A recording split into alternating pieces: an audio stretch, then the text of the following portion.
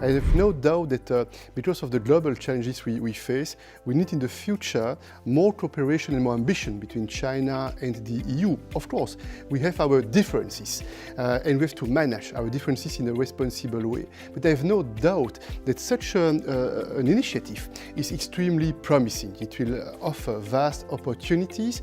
We need curiosity, we need mutual understanding, we need respect, and absolutely sure that this offer is a very good answer, so that the students will have the occasion to be part of this global master in management, will have a lot of opportunities in the future, and will be bridges to strengthen this important relationship, important for China, important for the EU, but also I think important for the rest of the world.